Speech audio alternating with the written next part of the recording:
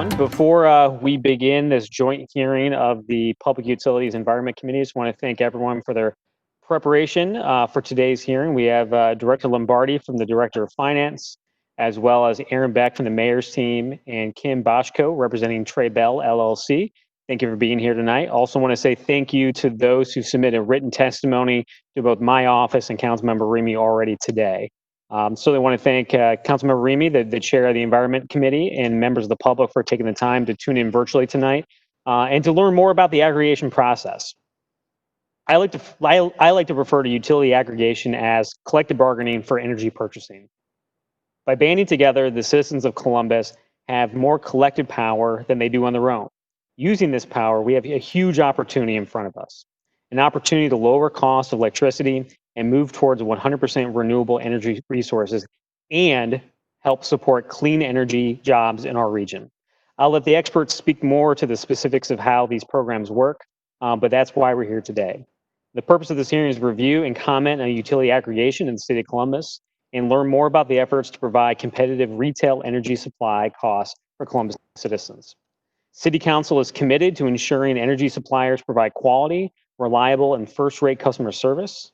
And just a reminder to everyone, this hearing is available to live stream on CTV website, Facebook, YouTube, and it is also being broadcast on Spectrum Channel 1024, WOW Channel 3, and AT&T UVerse Channel 99.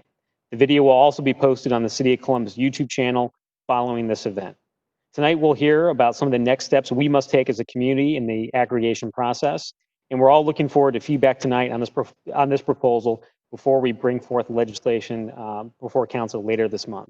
I also would be remiss if I didn't take an opportunity to remind everyone in our community to mask up. So as folks know, there's now a mandatory mask order in the city of Columbus and also Franklin County now based upon the governor's order today. We're seeing a spike in COVID-19 cases, and please do both the required thing of you, but also the neighborly thing for you to do, which is mask up at any time that you're going to be interacting with anyone else. It certainly will help us slow the spread of COVID-19 and protect both our family members and people in the public as well. So with that, I'd like to turn it over to my colleague and friend, Councilmember Remy, for his opening remarks. Thank you so much, Councilmember Dorans. I appreciate the opportunity to hold this hearing with you today.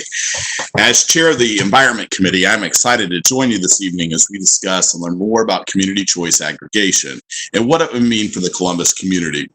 The potential for this resource has been a long time coming, and if approved by voters in November, our city will have another tool in our toolbox to provide and encourage renewable energy innovation within our municipality.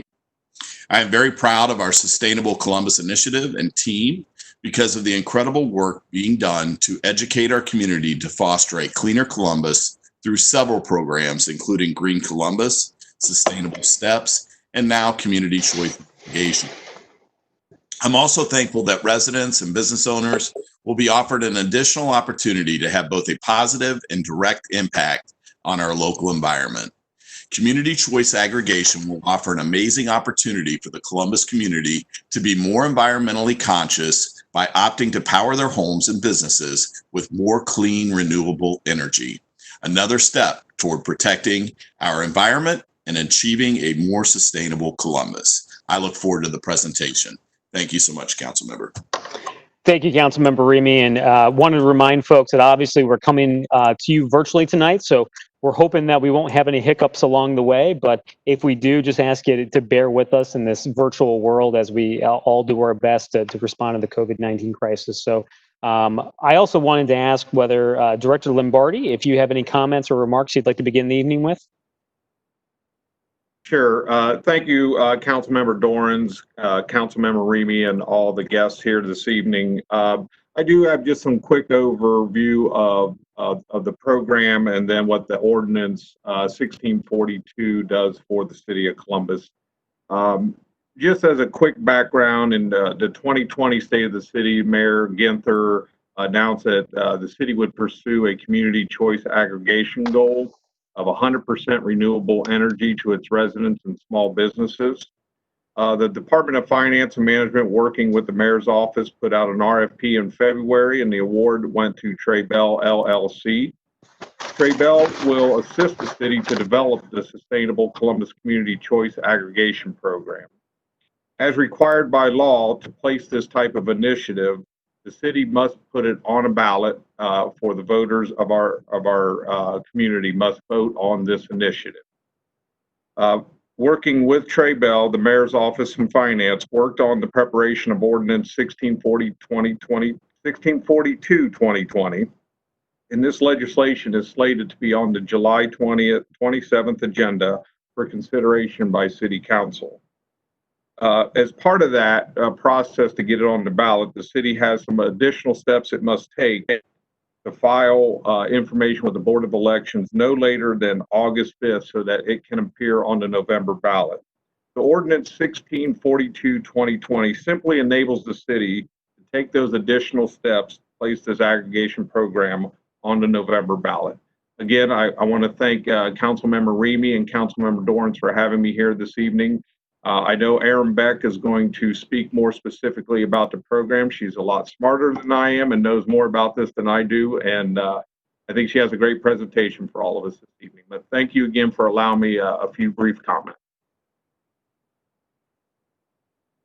I think I'm unmuted now. Sorry. Thank you, Director Lombardi.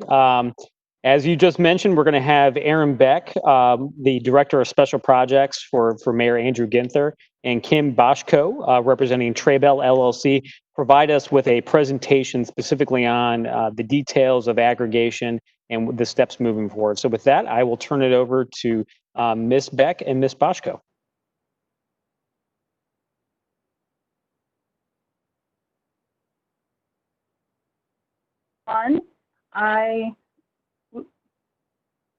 Can everyone hear me?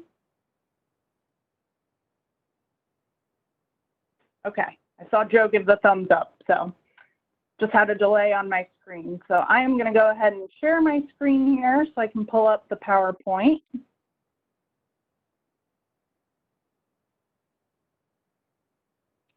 Okay, so as Councilmember Dorans mentioned, my name is Beck, and I'm part of our policy team in the mayor's office, and I am our Sustainable Columbus liaison.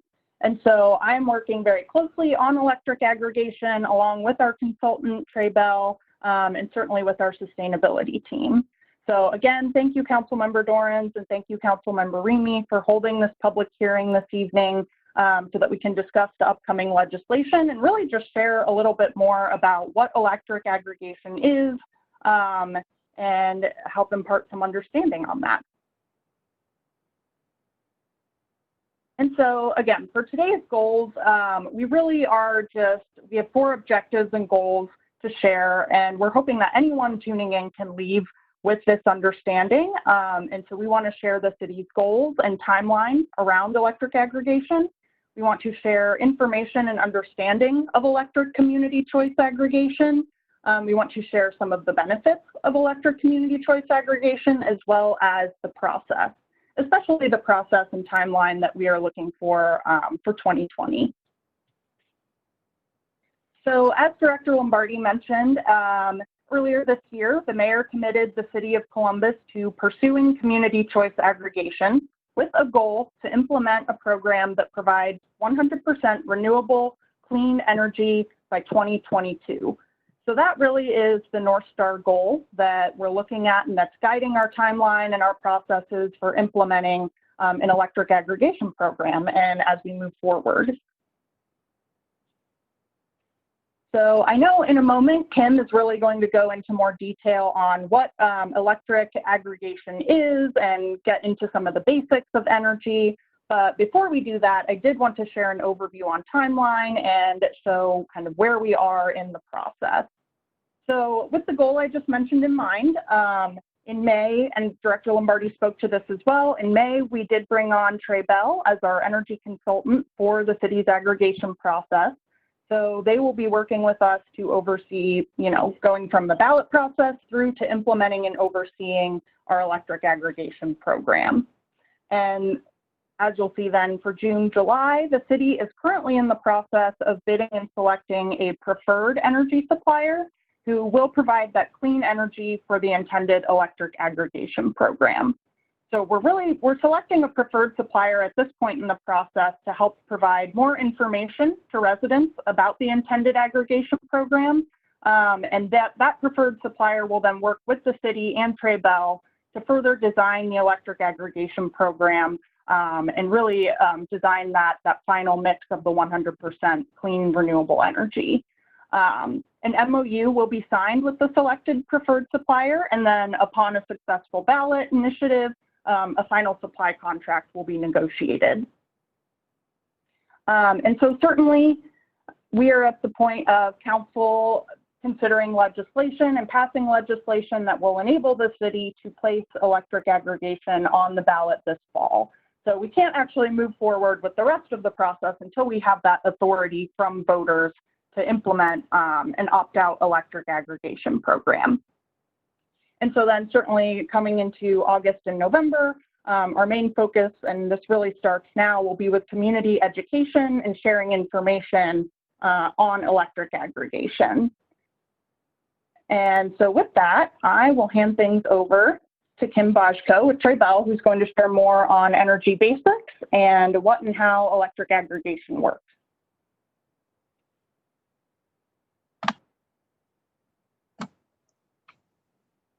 Thank you. Thank you, council members. As stated, my name is Kim Boyko. I am legal counsel for Trebel LLC. I am a partner with Carpenter, Lips, and Leland, and I'm chair of the Energy and Utilities Practice Group and have been in the utility industry for over 22 years. My client, Trebel, is an aggregator and a power broker, and they have been certified by the Public Utilities Commission of Ohio to provide those services to governmental aggregation programs and customers. Trebel has been providing energy consulting and aggregation services for approximately 10 years, and they have approximately 160 electric and natural gas governmental aggregation programs with approximately 100 different communities. We could go to the next slide. I'm going to talk about what is energy. Energy consists of generation, transmission, and distribution services.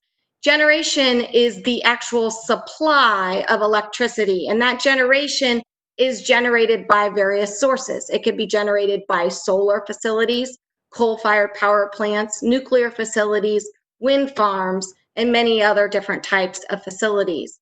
After electricity is generated, then it's transmitted on high voltage power lines to distribution centers or to substations in the communities where the businesses and residents need that power. Distribution services then is provided by your local utility company, and in the city of Columbus's case, most residents are served by AEP Ohio. And AEP Ohio operates the transmission facilities, and then they will also operate the distribution services, which then provide that electricity to businesses and homes in the city of Columbus. The next slide shows what aggregation is going to do. So the power will still be served by AEP Ohio, the distribution service. However, for the generation component, that will be a competitive component, and that customers have different supply options. Customers can choose, one, to select an individual certified retail electric supplier or a supplier for their generation, and they can choose that. There are a lot of people that are marketing right now to the customers, but they can also select certified suppliers on the Public Utility Commission's website. There's an apples to apples website, which compares supply options and energy prices for customers. Or a customer can choose to be served by the standard service offer or default supply, and that is secured through a competitive process, but it's provided by AEP Ohio. Or third, customers can choose to participate in a governmental aggregation program through their community. These programs can be run by a city, a county, or a township where the residents combine their electricity usage and buy collectively through a certified retail electric supplier. A community can do either an opt-in program or they can do an opt-out program. Most of the communities in Ohio currently operate opt-out programs, and that is what the City of Columbus has chosen to do, is an opt-out program in order to benefit its residents. That means that that Columbus will have to create an opt-out program that will include its residents into the program unless they opt out of the program. And there will be many opportunities for customers to opt out of the program if they choose not to participate in the program. But this type of opt-out program does require the community, as you've heard previously this evening, it requires the community to go to the ballot and ask the voters whether they would like an opt-out program to proceed in their community. If the ballot initiative passes, then the city may create this opt-out governmental aggregation program. The city will then have to create what's called an operation and governance plan, and they will have to become certified by the Public Utilities Commission of Ohio as a governmental aggregator. To assist the city in this unique and specialized process, the city is selecting a certified supplier, and to help manage the process, the city has selected, as you've heard, Trebel in order to help the community go through all of the different steps that need to be taken to offer an opt-out program, but then also to select the preferred supplier and then to manage the governmental aggregation program as we go forward, and to ensure that the city is following and complying with the standards that the Public Utilities Commission of Ohio has implemented. So after a program is approved on the ballot, the city will then have to design the program, and we can design the program in many different ways in order to satisfy the city's goals of the renewable energy discussed here today. And we can get into details about what kinds of products we can offer, but there are many different products that the community can choose in order to ensure that their goals are satisfied. For example, the city could choose to do large scale or small scale renewable energy projects. The city could choose to purchase what's called a renewable energy credit, or they can do a combination of these products in order to ensure that they meet their goal of 100% renewable electric supply by 2022. And Trebel is here to assist the city in doing that, and I'm available for questions regarding the process as you may have. Thank you.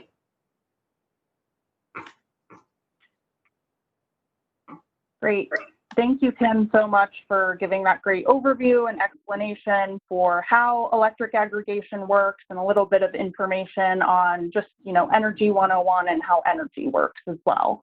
I did want to touch base on why and share what we believe are the benefits of electric aggregation. So, and Kim, I think, spoke to some of this as well in her remarks, but it really provides competitive energy supply costs for Columbus residents and small businesses. With a 100% clean renewable energy goal, it will help drive renewable energy development and support the clean energy industry. So that's something that's really important for the city of Columbus and for us, and is one of the main drivers for really why we are pursuing community choice aggregation and an electric aggregation program. The city is also very interested in having that energy sourced as locally as possible. So that creates a huge demand for locally generated clean energy, and it enables clean energy workforce development. It also helps us support community policy efforts and goals such as energy efficiency and emissions reductions, which are critically important to us as we as the city and our larger community seek to address climate change in an equitable way. And so really quick, I did just want to throw up the timeline again and kind of re-emphasize where we are here in the kind of June, July bucket. I guess we're in July now. And that we will have that city council legislation that Director Lombardi referenced that is going to be coming in front of council this month so that we can place electric aggregation onto the ballot. And so in those more immediate next steps for how electric aggregation will move forward, again, that's ordinance number 1642 is planned for the July 20th council agenda for consideration. Community education and information, that is really going to begin in earnest at this point. The city, along with Trebel and all of our supportive stakeholders, will be doing our best to help residents and small businesses understand electric aggregation, what our goals are to provide clean, renewable energy for our residents and businesses, and what the intention is for the program, and then that it will be on the ballot this November. And then certainly selecting that preferred supplier. Our goal is to have that supplier selected by the end of July. And should the ballot be successful this November, the city will then move forward with the implementation and next phases of implementing an electric aggregation program. And with that, we can certainly take any questions. Like Kim said, the city, I don't have this up on the screen, but we do have an email where residents and anyone from the public can reach out to the city directly about electric aggregation. It's cleanenergycca@columbus.gov. We also have a nice one-pager and an FAQ document available as well. I know I shared that with Councilmember Dorans' office. And again, if someone emails that cleanenergycca@columbus.gov, we can make sure and get that out to folks. We are still working on a website where folks can go and they'd be able to download that there as well. It's not live yet though, but by the time we get to the council hearing, I'm sure we'll have that ready to go. And that is all. Thank you. Great. Thank you, Aaron, and thank you, Kim. And Kim, I apologize for butchering your last name. I think that may be the first of several this evening, so I apologize about that. Wanted to recognize my colleague, Council President Shannon Hardin, who's joined us virtually as well.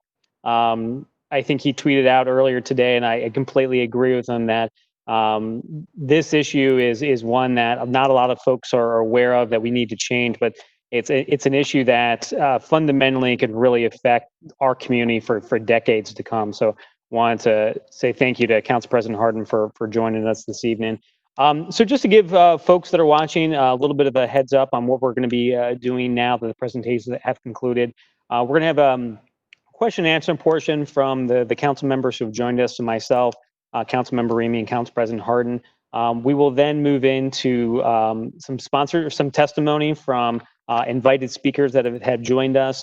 If a council member has a follow-up question either to the speakers or to Kim or Aaron based on the testimony, would like them to jump in and do so. And then we certainly have a number of folks from the public who have joined us to testify this evening as well. And again, thanks to those who also have sent written testimony forward earlier today. So I just want to ask a couple of broad questions, a couple narrow ones, and I defer to both Aaron and Kim, who's sort of the best person to answer them. But I think fundamentally whenever we talk about energy and people, the first thing to think of is bills, right? How much is this going to cost me? Are my rates going to go up or down? So Kim or Aaron, could you talk a little bit about what, if any, fees that are associated with folks who would be in that aggregation pool? So we would opt in for everyone within the city. Would there be any fees or rises in cost for folks being in that initial pool?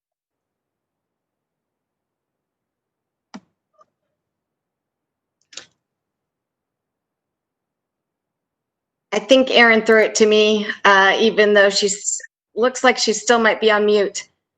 Sorry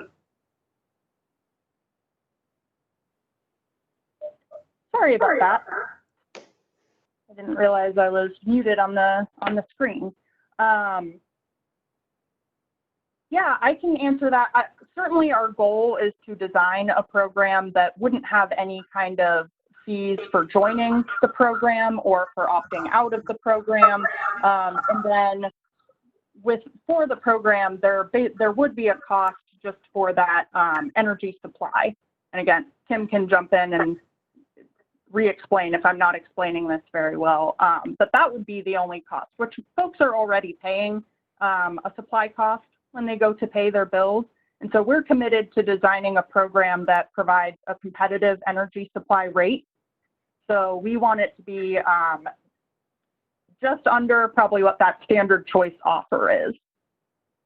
And so that's the standard choice offer is what folks are defaulted into if they aren't doing their own energy shopping and selecting. That's correct. There are no embedded fees into the resident either choosing to participate or opting out. And the utility companies will not be charging switching fees, is what it is called, when you choose a supplier initially, or every opportunity that you have to opt out. All of the costs will be embedded in the actual competitive rate that will be offered to the customers. So customers can choose to participate or not.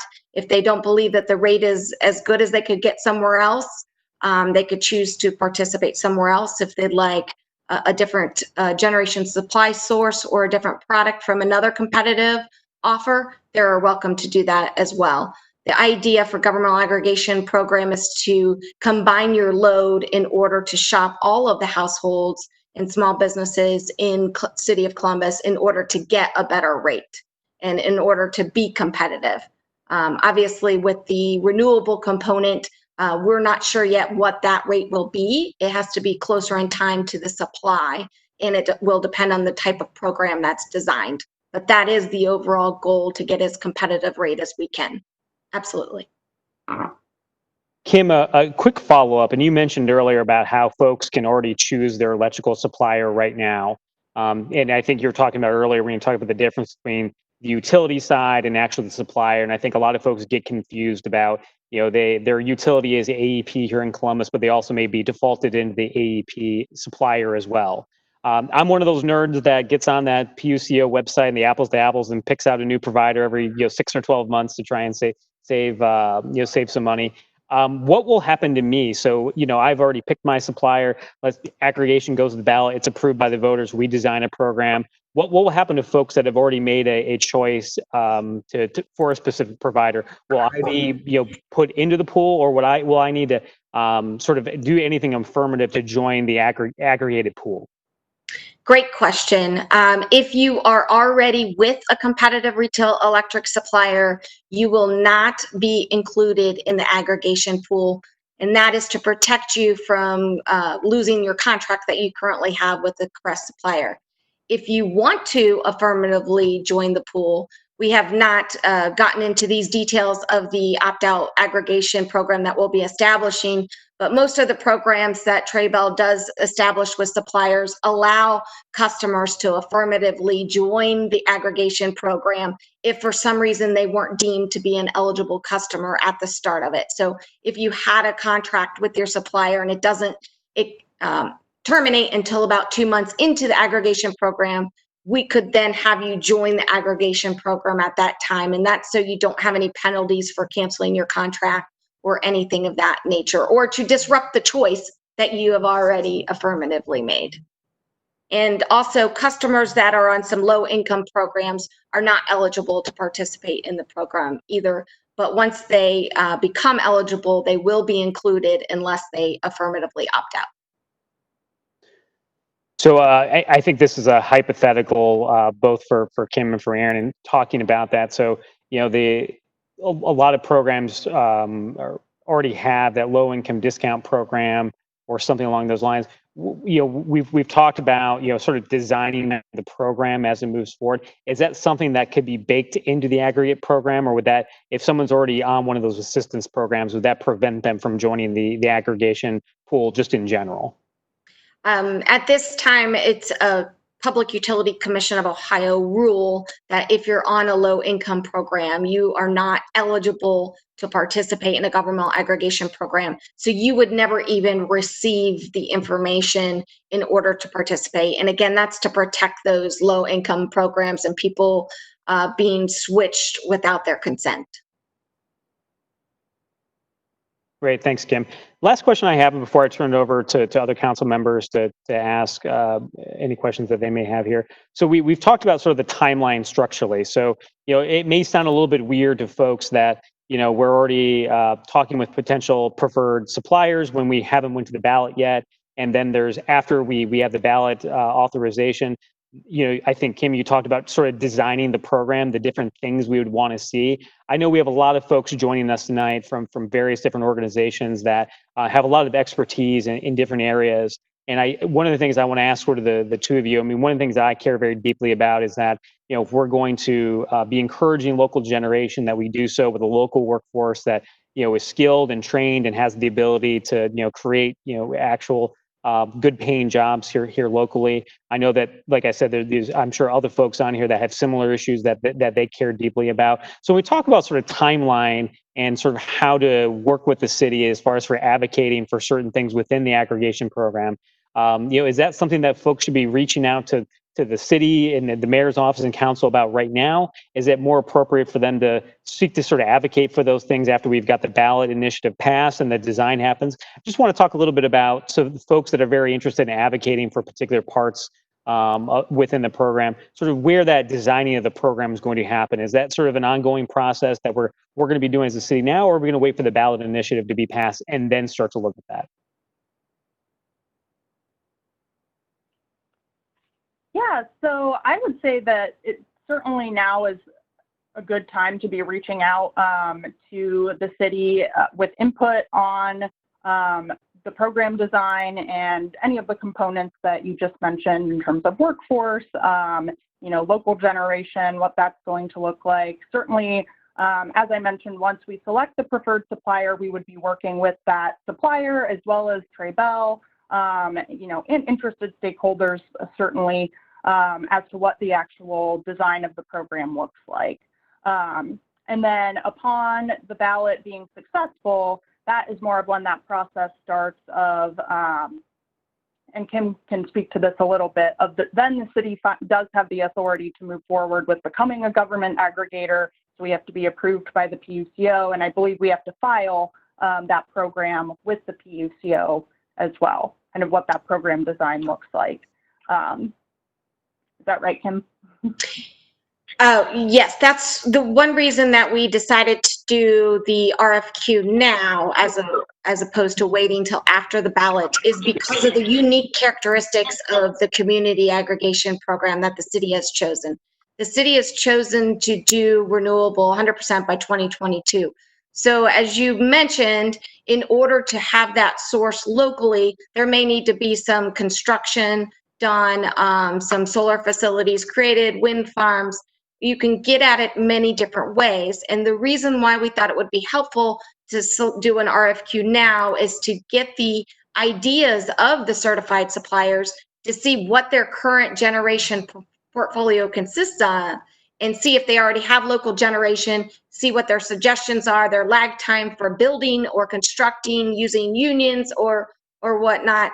We were trying to flesh that out to see what would actually occur and what ideas for programs that the different suppliers had and what they had already in their portfolios. And we had to do that beforehand in order to start constructing the program and designing it in a fashion that would still achieve the community's goal by 2022. Thanks, Kim. And I would imagine part of that is done so that, for folks that may be unfamiliar with the PUCO or Power Siting Board, having projects be permitted to actually come out of the ground in order to achieve these kind of goals, that doesn't happen overnight.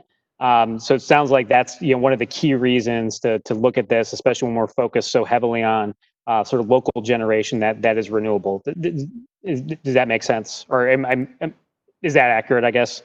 Yes, absolutely. As Aaron mentioned, we're going to have to do an operation and governance plan. We'll have to design a program. The operational governance plan needs to have 2 public hearings before it's approved.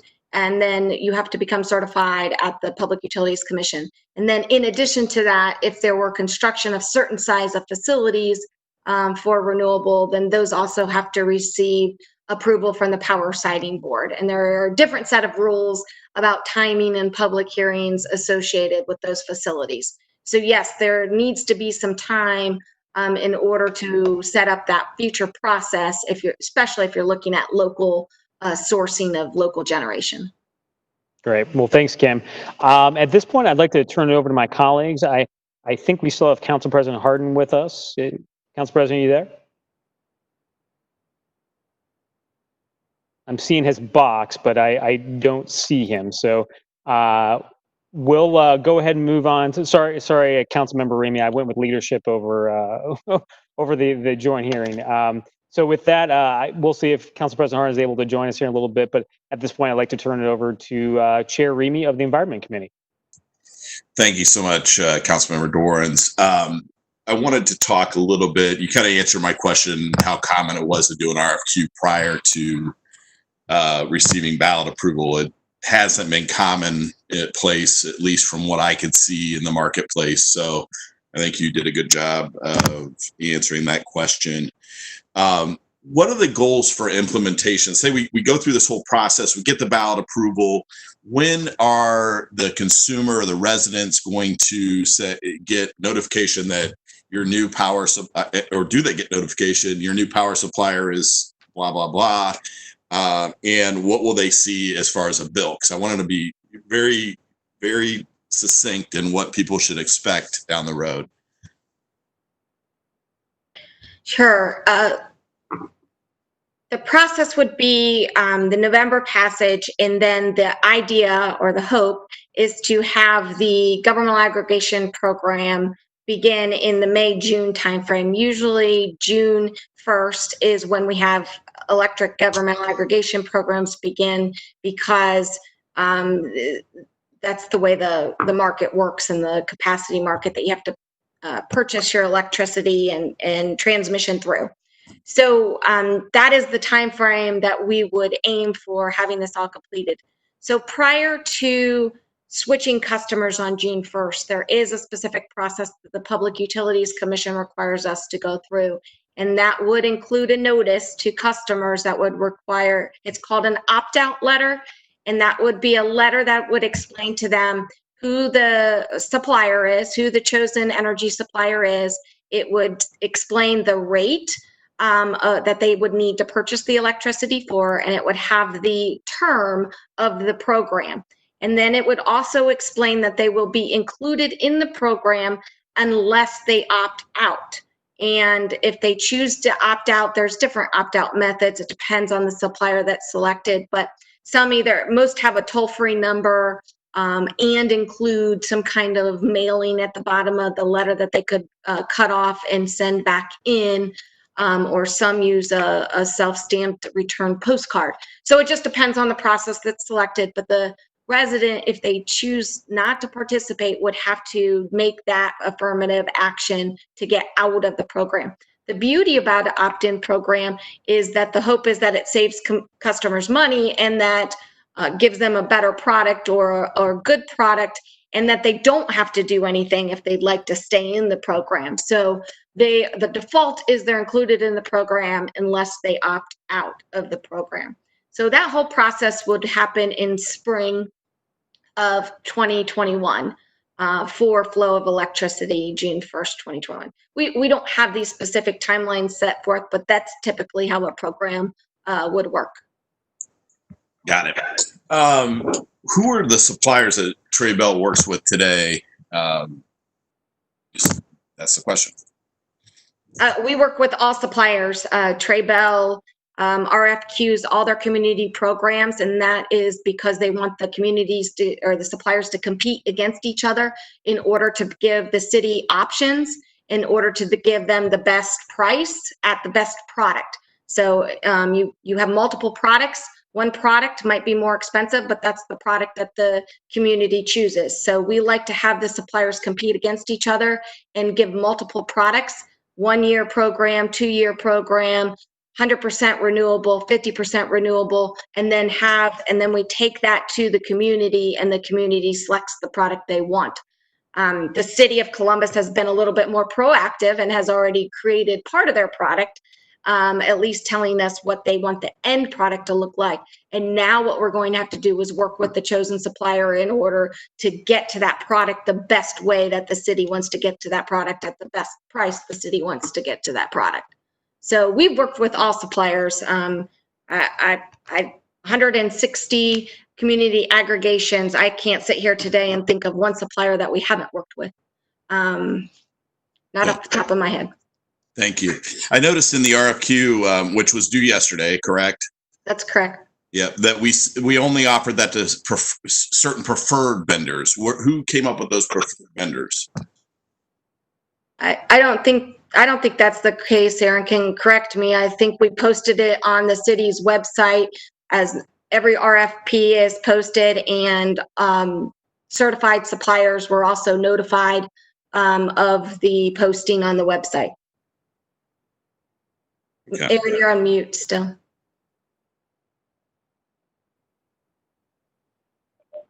Thanks, Kim. I keep unmuting my phone, but then it's still muted on the screen. Yes, that is correct. It was posted on the city's system through Bonfire, and just like Kim said, everyone was notified via Bonfire. So. Okay, great. And the bid that went out was to select a preferred supplier for the program. Okay, thank you for the clarification.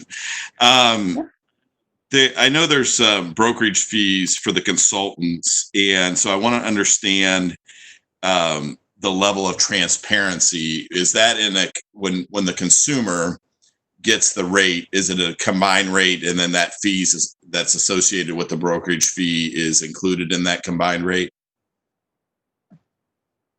That's correct. The suppliers offer and bid their best price at the best product that they want to offer up, and that embedded in that is a brokerage fee that is used to manage the program for the city.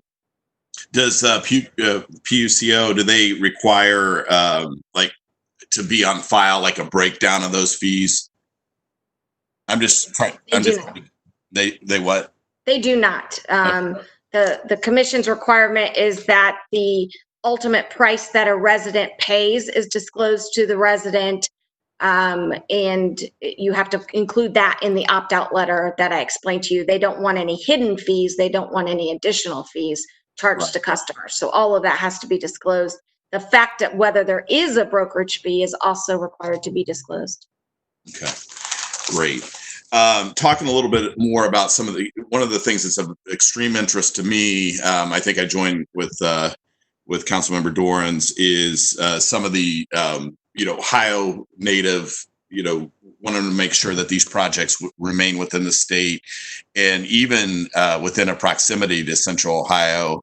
I know that those can be designed in that way, and so what type of discussions have you had to ensure that we can get as much of this energy from within the state, if not within Central Ohio? Obviously, I know that there's not any big megawatt solar arrays, going on here locally, but certainly down south in Southern Ohio, there are.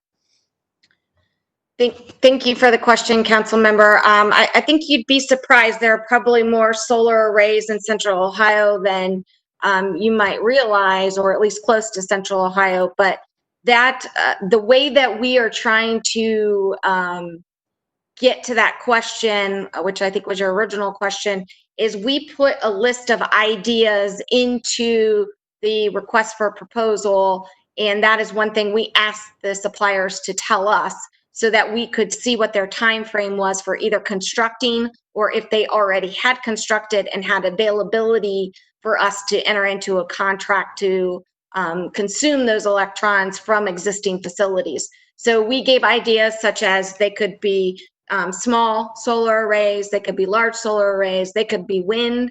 Wind's often, very valuable here in the state of Ohio.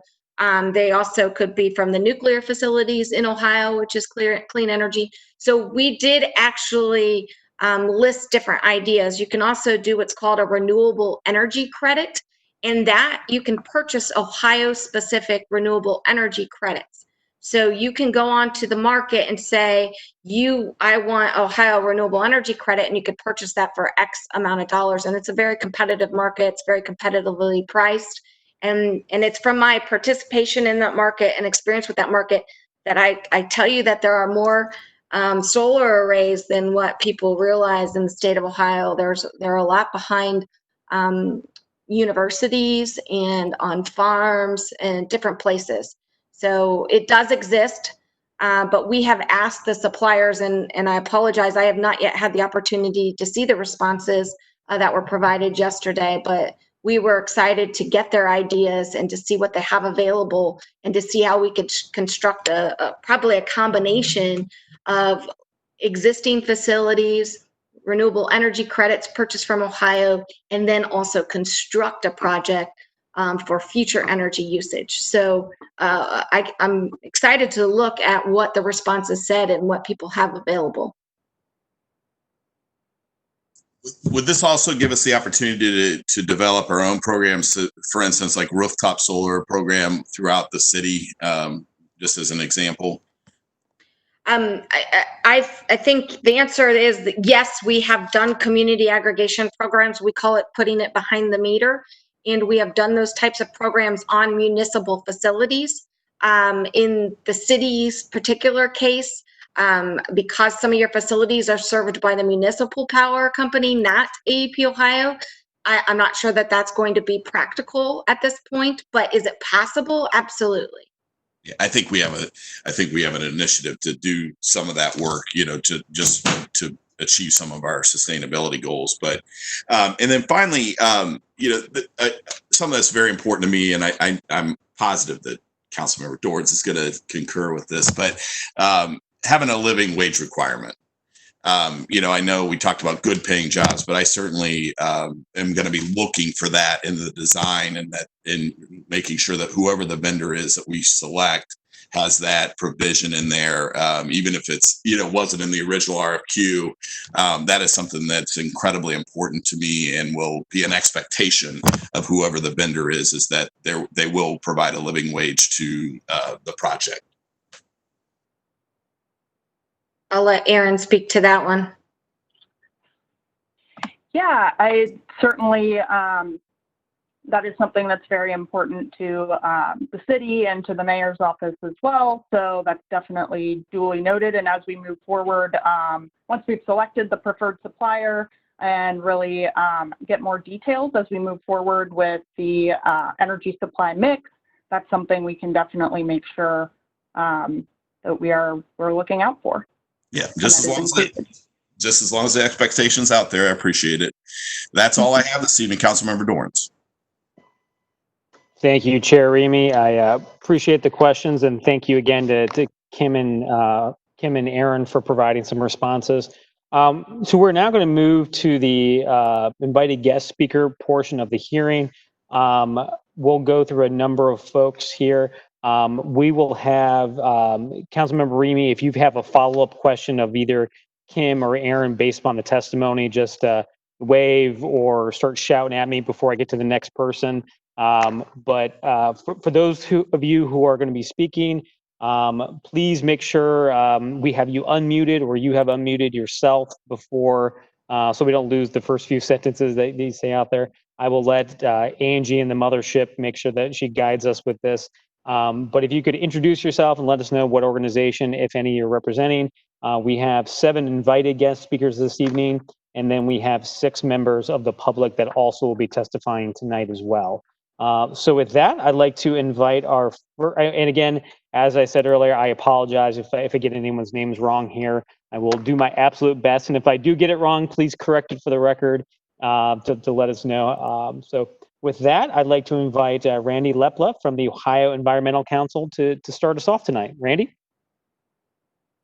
Great. Thank you, Councilmember Dorans.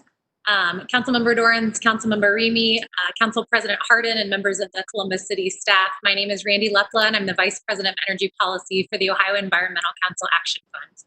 Part of the OEC Action Fund's mission is to protect and enhance the environment and the health of all Ohio communities by advancing critical policy priorities. Thank you for allowing me to provide testimony today in support of the city's goal to aggregate Columbus's electricity usage and move our city to 100% renewable energy. The people most impacted by climate change are often the most vulnerable in our society, and that's true here in Columbus as well. In a 2015 report commissioned by the City of Columbus, it identified the impacts and the vulnerabilities that Columbus residents face with a warming climate.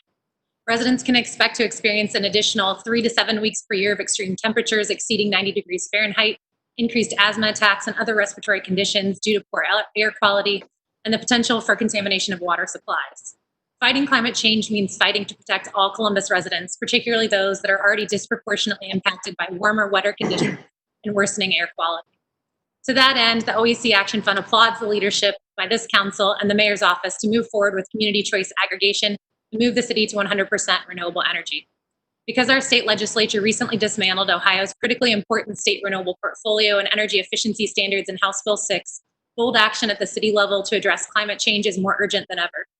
The state legislature's elimination of money and energy saving efficiency rebate programs will impact communities with low incomes the most.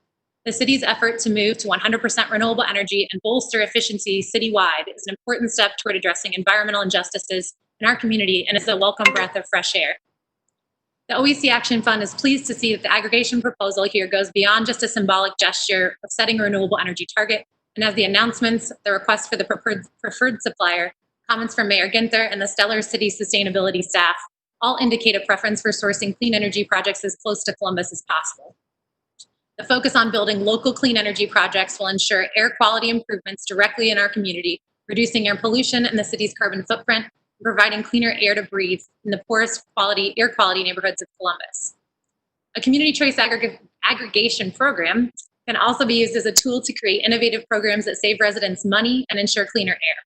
For example, a fund can be created and populated over time and used to fund additional clean energy projects or efficiency programs.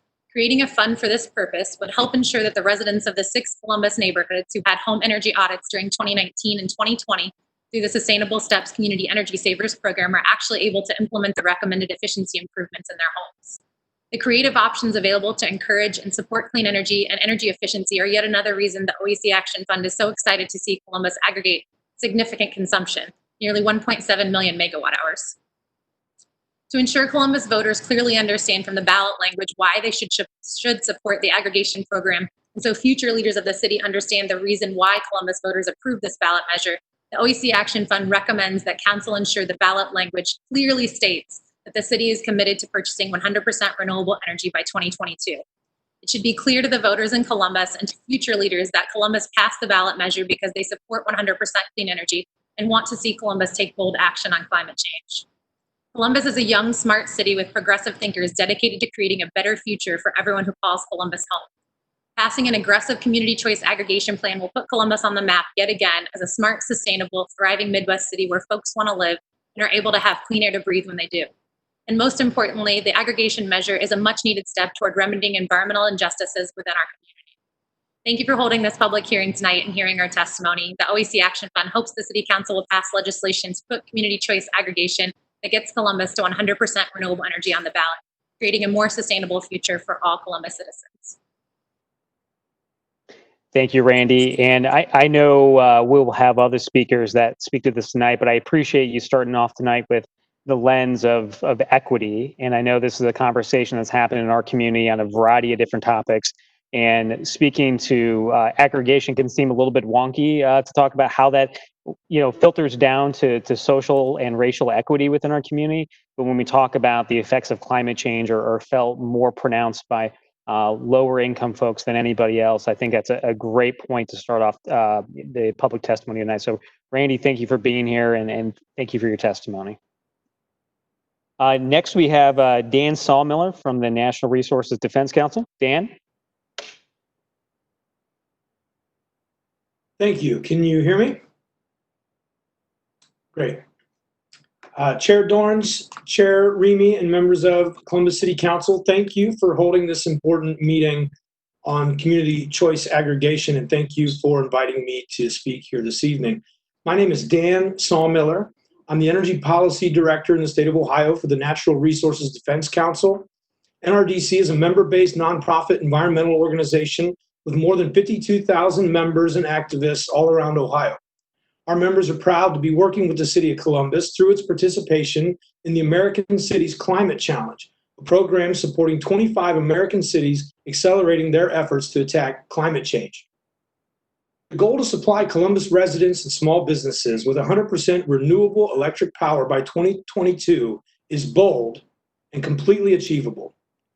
It's also an important step forward for the City of Columbus to meet its ambitious climate goals, which includes a commitment to be carbon neutral by 2050.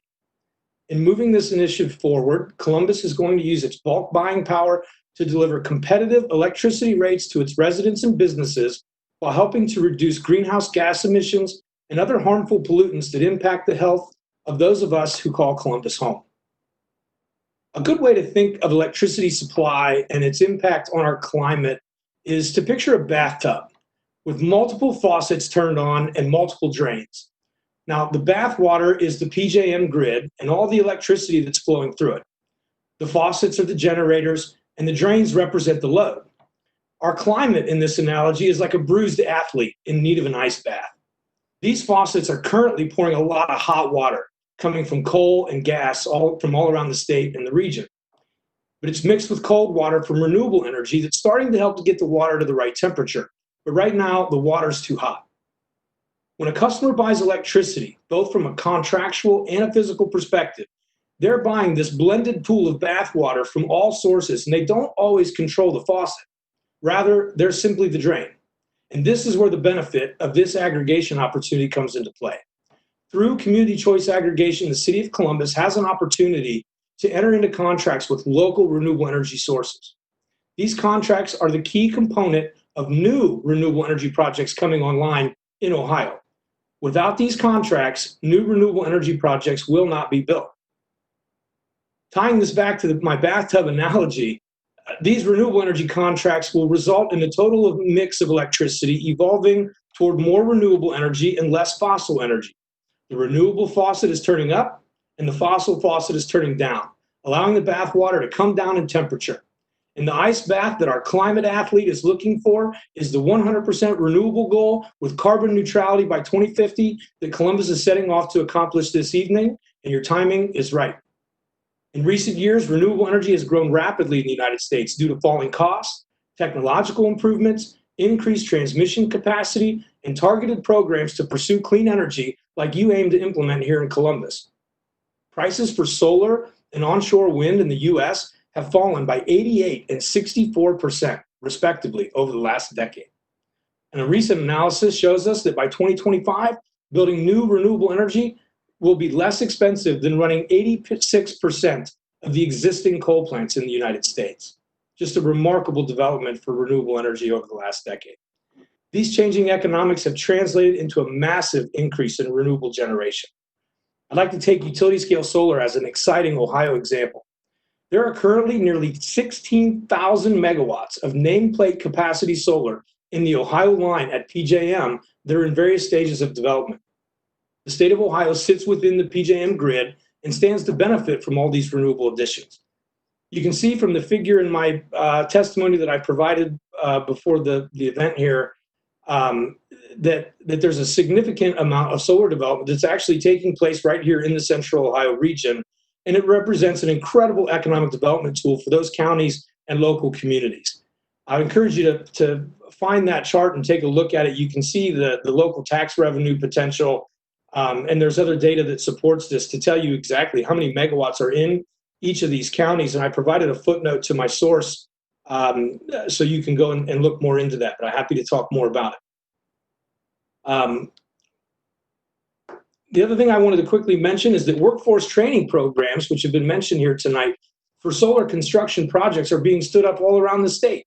And I'm happy to share that the IBW is taking important steps to position itself to compete for this work. A new solar program developed by the IBW in Ohio will help to create family-sustaining careers with important retirement and healthcare benefits for the hardworking men and women around this great state who are interested in this line of work. It's worth highlighting that the IBW's community workforce agreements incorporate the inclusion of targeted hiring programs to connect low-income, military veteran, and other minority or at-risk residents of neighborhoods around the various projects into these construction careers. The City of Columbus is positioned to help drive this economic activity in areas of our state that really need it, while saving money for residents and businesses in Columbus through reduced electricity bills. The City of Columbus is going to be in good company with Cincinnati, Cleveland, and almost 100 other communities around the country who are already implementing 100% renewable electric generation in their community choice aggregation programs. To close, I just want to reiterate a message from Mayor Ginther from a recent city address that has resonated with me. It's time to think more boldly. It's time to innovate, and it's time to invest in systemic change. This is an opportunity to do exactly that. I'm happy to answer any questions on my testimony. I look forward to helping the city achieve 100% renewable electric generation. Thank you. Thank you, Dan. As a proud IBW member myself, I appreciate you talking about the connection to workforce training specifically that revolves around good paying jobs that provide health care and pensions to folks that can be focused with these projects. And I know, Dan, you were involved with one of these projects in the Cincinnati area connected to their aggregation. I wonder if you could speak to that for just a moment. Yeah, thank you, Chair Dorans. Is there something specific on that project you're asking about? So I was wondering if you could just sort of draw the through line there about how the project was connected in Cincinnati's aggregation program with a solar developer with the connection with the trades there to sort of provide a win-win-win for everyone. The clean energy, good paying jobs, and sort of the development in an area of the state that didn't have it before. Yeah, thanks. No, it's a great project down there, and actually, that project is in Highland County, and it's going to feed into the Cincinnati aggregation initiative. There's a lot of solar activity happening in Highland County, which is part of the Appalachian area of our state. I'm so excited to see development happening there. It's I think maybe a 40-minute drive maybe from the Killen and Stewart coal plants that closed in 2018. So to see new economic activity in that part of the state is really a great thing, and I'm happy to see cities like Columbus wanting to help the state more broadly in this way. But yeah, I think what the unions have done there is they've kind of created this new hybrid approach to workforce development, where they're engaging local individuals in the project area and bringing them onto the project sites, which gets them immediately a membership in the trades and in the IBEW, and allows them to showcase their skill set and their desire to do this work, and then they can join into the apprenticeship program. This provides retirement benefit, healthcare, pension, the whole nine, right? And so they get in, it lowers the cost of the project, but then they can learn a skill that when they're done building that solar project, which might take 9 months, 12 months, then they can go down the street and wire up the Kroger or whatever building is going in the community and travel around the state. And it really creates a family sustaining career for the men and women in our state. And I just think it's a tremendous opportunity. That's the first of many, many examples, I think, to come in the state.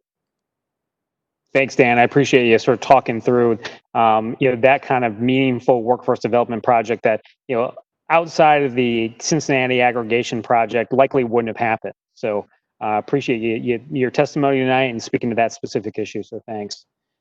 Next, we have Letha Pugh, owner of Bake Me Happy, who makes one hell of a cupcake and a green tea, if I say so myself. But excited to get the view of a small business owner tonight. Letha? Chairman Dorans, Chairman Remy, and members of the Columbus City Council, thank you for the opportunity to testify in front of your respective committees of utilities and environment. My name is Letha Pugh, and I'm co-owner of Bake Me Happy, a gluten-free bakery in Marion Village. I am testifying tonight in support of the Columbus Community Choice Aggregation. I have found myself in front of this body quite often lately. I'm pleased to say that tonight I'm here because of the positive step that the council is taking to help the city of Columbus purchase 100% of their power from clean, renewable resources like wind and solar. Last week, council took a stand and asked Columbus citizens to speak up and share how we should demilitarize our police. Tonight, we discuss how we source our electricity, how the city of Columbus wants to use the buying power of the people to change how we produce and buy power. I want to impress upon this body three things. Environmental justice is real, and pollution disproportionately impacts minority populations. The cost of electricity for small businesses is a hardship, and renewable energy should be used as a tool to create local wealth and control of our energy sources, and ultimately leave this place better than how we found it for our children. The facts on air pollution among minority communities is alarming. Non-white Americans breathe 38% more polluted air than white Americans. According to the American Lung Association, mortality in the Medicaid population of those who live in predominantly Black or African American communities suffer a greater risk of premature death from particulate pollution than those who live in communities that are predominantly white. You can call it pollution inequality or environmental justice. Either way, it is real, and we should be a part of the solution. In fact, a team of researchers from the University of Minnesota and the University of Washington proved that if you are Black or Hispanic in the United States, your environmental footprint is probably much lighter than the average white American. But at the same time, you probably breathe in much more pollution. White people in America on average breathe in around 17% less pollution than they create. Conversely, Black and Hispanic Americans shoulder a pollution burden of 56% and 63% more exposure, respectively, than they contribute to. When Wendy and I sit down at the kitchen table and pay our bills, I am alarmed at how much we pay for electricity. Large industrial energy users and low-income energy users have programs that address their energy needs. However, small businesses do not. There is a feeling of helplessness that there is little we can do. Community choice aggregation gives our city the ability to use the buying power of all of its residents and small businesses to purchase power in a more competitive manner. We know that Cleveland and Cincinnati, as well as many other communities in Ohio, are already affording their citizens this opportunity to leverage purchasing power and buying clean energy. I am pleased to see Columbus finally taking advantage of this program and giving the voters the opportunity to vote on this measure this November. Wendy and I looked into purchasing solar ourselves for our business. While this is an option that we reserve to take in the future, we believe that the city of Columbus can create the biggest impact through a robust renewable energy program, providing everyone with the opportunity to have clean energy. Columbus is taking a bold step in requiring 100% clean energy be acquired for its residents and businesses by 2022, and a goal to be carbon neutral by 2050. I spoke to the issues of environmental justice and the importance of changing how we generate and use energy to stop unnecessary pollution that impacts so many Black citizens. But this is our future and my daughter's future too. It is the future of all of your children and the children of our city. Thank you. Thank you, Letha, for not only providing a small business perspective, but a family perspective on, when we talk about something like energy, it can be, as I said earlier, sort of out there and not necessarily thinking about how that affects, people in our community, particularly people of color, and how they interact with the world with pollution and how that affects health outcomes. So I'm excited for this program for a variety of reasons, but especially to push back on some of the human toll of things that you've talked about tonight. So thank you, Letha. Good to see you again, and I appreciate you showing up tonight. Thank you. Have a good evening. You too. Next, we have Maria Haberman from AEP. Maria? Thank you, Chair Dorans. I just want to thank, Erin sincerely for all the leadership for Sustainable Columbus. I have the privilege of serving on that board as well, and I know that she has spent a lot of time putting together a great program for the city of Columbus, and it's going to make all of the companies and residents proud at the end of the day. But Chair Dorans and Chair Remy, thank you for the opportunity to address Council regarding Columbus's effort to move towards the community choice aggregation. I am Maria Haberman, Director of Government Affairs at AEP, testifying on behalf of AEP Energy. In this role for AEP, I am responsible for public policy, community and government relations, as well as building and maintaining external relationships with legislators, consumer groups, and other Ohio stakeholders. AEP Energy is a certified competitive retail electricity and natural gas supplier. We operate in 27 service territories in 6 states and Washington, D.C. We supply electricity and natural gas solutions for over 500,000 residential and business customers and take pride in making it easy for customers to buy, manage, and use energy. We're based in Columbus, Ohio, and Chicago, Illinois. AEP Energy is committed to excellence by serving customers with value, innovation, and many years of industry experience. Established in 2002, AEP Energy is a wholly owned subsidiary of AEP, one of the largest electric utilities in the United States. As you know, our corporate headquarters is located here in Columbus, and our company has a stake in ensuring that the city and its residents and businesses thrive. Mayor Ginther's 2020 State of the City address laid out several goals for an electric aggregation program for the city of Columbus. The company supports this effort and looks forward to the work ahead as the city implements a community aggregation program that both responds to the needs of residents and businesses and aligns with the city's public policy goals. From a national perspective, with this sophisticated program in place, Columbus will be on the leading edge of sustainability innovation. AEP Energy has an extensive, successful record of serving 33 aggregations that encompass 86 communities in Ohio. Building on this breadth of experience, AEP Energy developed an innovative approach to renewable energy with our integrated renewable energy product.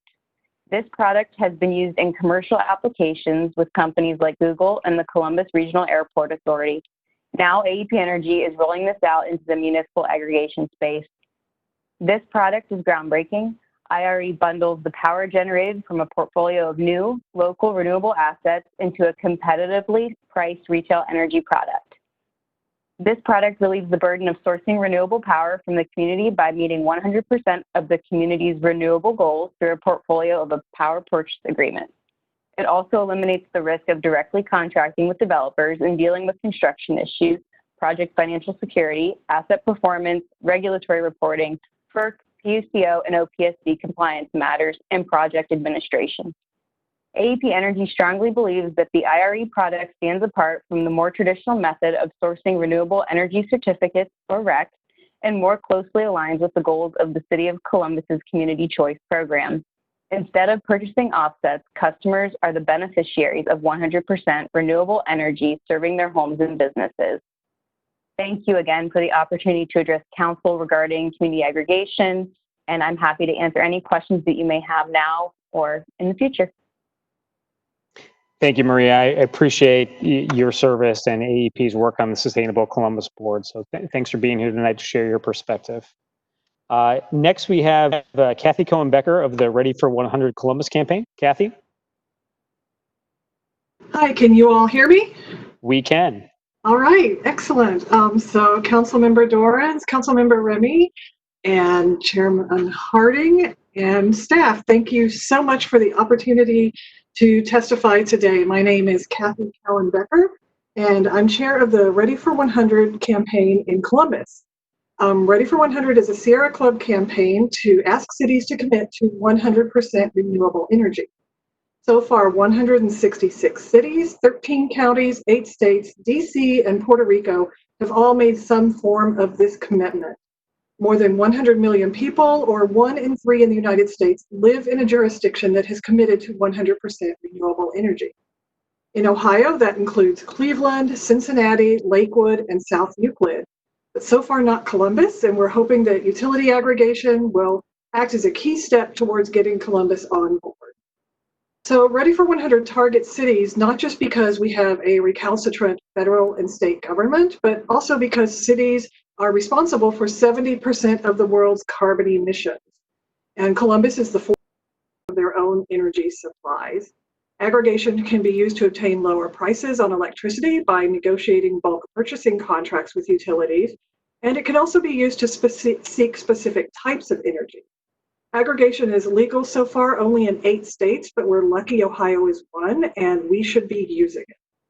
So in Ohio, in order for a city to implement community choice aggregation, its residents must approve a ballot initiative giving the city permission to negotiate for energy on their behalf.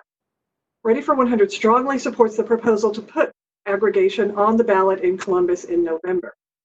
So first, we fully support the commitment by Mayor Ginther in his February State of the City address to seek aggregation for 100% renewable energy by 2022. And second, we think this initiative will pass. In 2018, 3/4 of voters in Worthington passed a similar initiative seeking aggregation for 100% renewable energy. So poll after poll has found widespread support for renewable energy in Ohio. A March 2018 poll found that 7 in 10 Ohio voters favored a goal of generating 100% of the state's electricity using clean and renewable sources like solar and wind by 2030. A February 2019 poll found that 2/3 of Ohio conservatives believe Ohio should diversify its energy portfolio by having at least half of Ohio's energy come from renewable sources. And an October 2019 poll found that nearly 2/3 of Ohio voters said developing more sources of renewable energy was the most important strategy to address Ohio energy needs. And in the written form of my testimony, I have links to these polls. So passing community choice aggregation for 100% renewable energy in Columbus would go a long way toward fulfilling what the majority of Ohio voters want. Columbus itself has almost 1 million residents, and if we pass aggregation, other cities in central Ohio are likely to follow suit. Right now, cities such as Grove City and Bexley are taking a serious look at this. And eventually, local governments in central Ohio could work together, similarly to how 200 and something cities are aggregated together in Northeast Ohio and dozens in Southeast Ohio to negotiate for 100% renewable energy at a competitive rate. So key to making aggregation work in Columbus are 3 additional asks. So first, while aggregation for 100% renewable energy could be fulfilled by renewable energy certificates, which are essentially carbon offsets, we urge the city of Columbus to leverage these contracts to build out, as has been discussed, local sources of renewable energy. And has been mentioned, Cincinnati did this when Cincinnati committed to buying 100% of its aggregated energy supply from the Hecate Solar Farm in Highland County. And in fact, Larry Falcon, who's their director of sustainability, told us that it was that commitment by Cincinnati to buy this energy that's what got the banks to say, okay, we will go ahead and finance this project. That's what got that project built. And Columbus could do a similar thing and in the process create good paying jobs right here in Ohio while significantly cleaning our local energy grid and improving our public health. So second, the transition to 100% renewable energy must be done in a just and equitable manner. We can't afford to leave any of our residents behind. We know that the climate crisis has the greatest impacts on low-income and communities of color, which are often located next to polluting facilities and do not have the resources to adapt to increased heat and flooding. In Columbus, the Franklin County Energy Supply study found that people in 6 neighborhoods pay a higher than acceptable percentage of their household income on energy. So therefore, we ask the city use the aggregation contract to seek programs set specifically in Columbus's opportunity neighborhoods, including Franklinton, the Hilltop, Linden, and more. So we want to see things like solar panels on city schools so they don't have to close due to lack of air conditioning. Energy efficiency and renewable energy in Columbus's 7 settlement houses, such as St. Stephen's, Central, and Gladden community houses. And we'd like to see landlords make energy efficiency and renewable energy upgrades so that renters have lower energy bills. And finally, we ask that the city examine innovative programs being implemented in other cities that have committed to 100% renewable energy. There's no need to reinvent the wheel when so many cities are doing it right.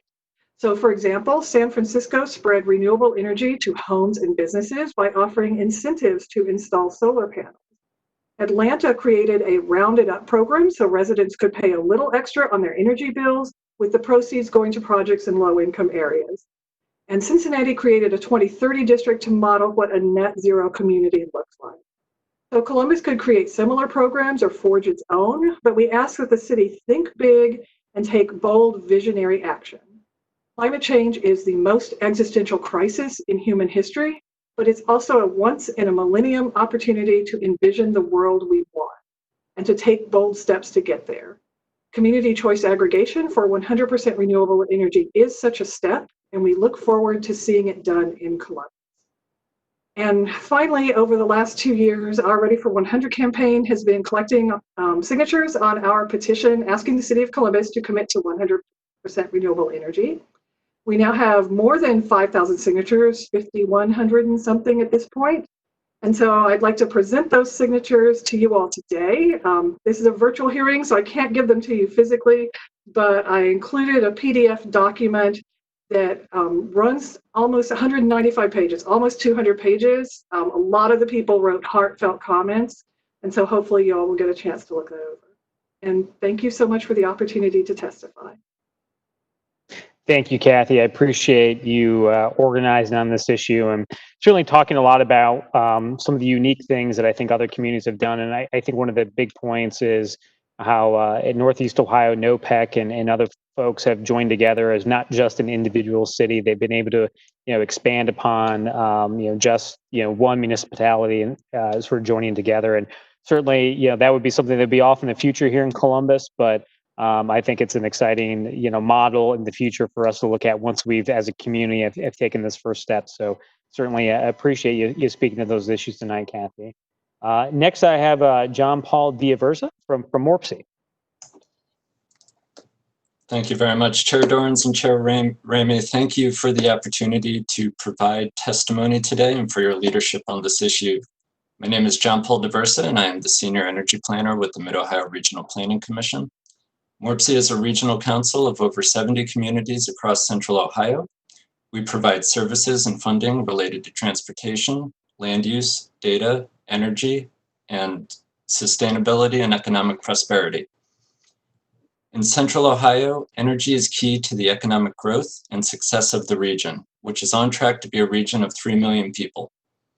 To sustain this growth, MORPC pursues solutions that protect and conserve our natural resources. Furthermore, we seek the integration of energy efficiency and renewable energy as a way to increase equity and strengthen our local economies.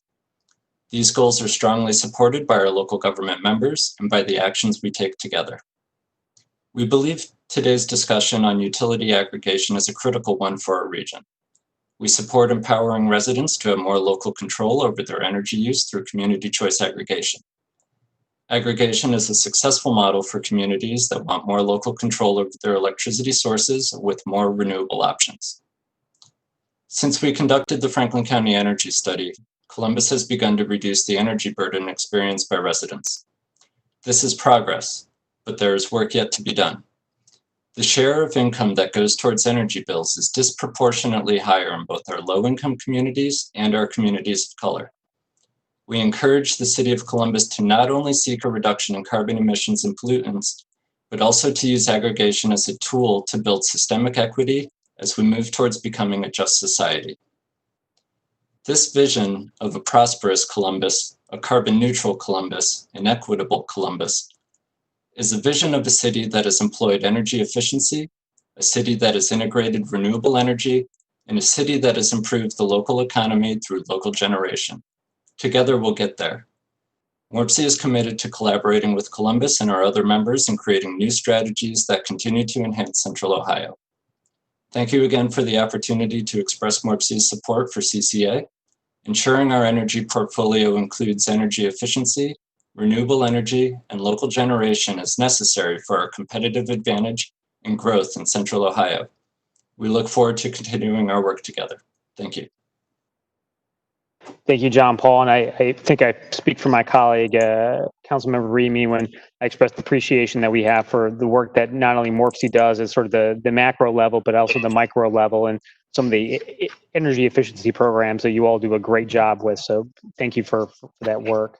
The last invited speaker we have for this evening is Joe Florida from Power a Clean Future Ohio. I think I may have screwed that up, but Joe can fix it for me if I did.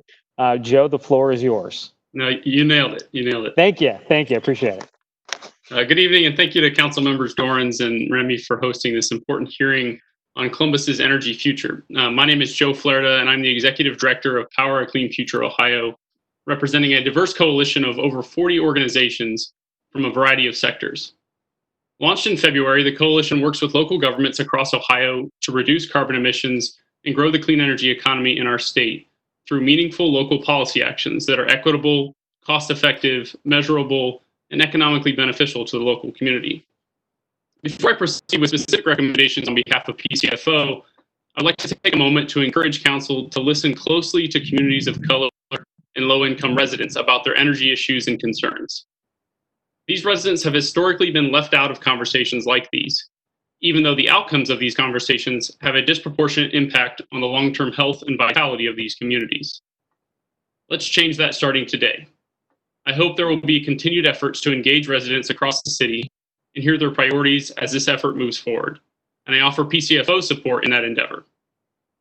As I mentioned, our coalition consists of a unique set of partners that includes local chambers of commerce, renewable energy companies, large Fortune 500s, small businesses, clean transportation advocates, local grassroots groups, and environmental organizations. The reason such a unique coalition came together is because each partner sees the clear and immediate benefits available to us when we embrace clean energy and make smart investments for the future of our economy and our environment. Local governments are in a prime position to engage and lead in this effort. Community choice aggregation is an excellent tool for local communities to reduce emissions while benefiting residents and the local economy. I've heard Councilmember Dorans tonight and then other times refer to this as collective bargaining for our electricity, and I could not think of a better way to describe it. Our voice in the collective bargaining for energy not only decides what price we pay, but also whether that energy is carbon-free and generated from projects that are built nearby. Energy democracy is a hallmark of thriving modern cities. Leveraging our collective choice in electricity generation means we get to choose the path that makes sense for our residents, for our economy, and to ensure our energy supply fits our environmental goals. So let's ask ourselves, as a community, what do we want? Our collective ambition to build a cleaner future should inform our choices. Columbus has an opportunity to lead, but in order to demonstrate that leadership, there are some important factors to keep in mind. First, I would strongly advise the city to choose a path that meets the 100% renewable energy goal by 2022. Second, and just as important, is where that renewable energy comes from. Our coalition strongly supports building more renewable energy projects here in Ohio, allowing us to employ more Ohioans and train the next generation of solar installers and wind technicians. If we do this right, we can see an energy future for Columbus that reduces utility bills, saves the city money, builds a more equitable energy economy, and attracts more business investments. Power a Clean Future Ohio looks forward to working with the city and residents to make this a reality. Thank you. Thank you, Joe. I appreciate the testimony tonight. I wanted to allow Councilmember Remy, did you have any questions of anyone who gave testimony at this point, or either Aaron or anyone else, or Kim?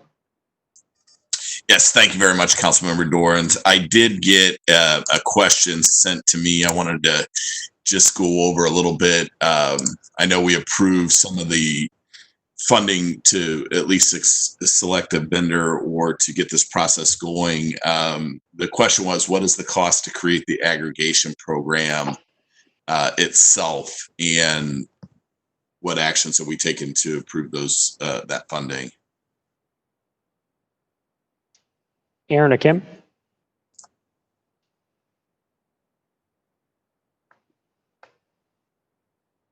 Okay, I'm unmuted now. Yeah, thank you so much for that question. There actually has been, one of the great things about an electric aggregation program is that there is no upfront cost to implementing an electric aggregation program. So again, it's really the city is contracting for that purchase of energy on behalf of our residents and small businesses. And so it's really just kind of locking in all of those rates. So at this point, there has been no funding and no taxpayer dollars spent on moving this initiative forward. Okay, great. And also, you know, as we know, this is a very diverse city, and I wanted to make sure some of that's near and dear to my heart that we get to our residents with limited English proficiency, and making sure that whatever pieces that we put out there in regards to education, et cetera, are available in multiple languages. We've kind of been working on the top 8 at this point. Is there the commitment from the administration to make sure that this information is put out for all of our residents to understand more clearly?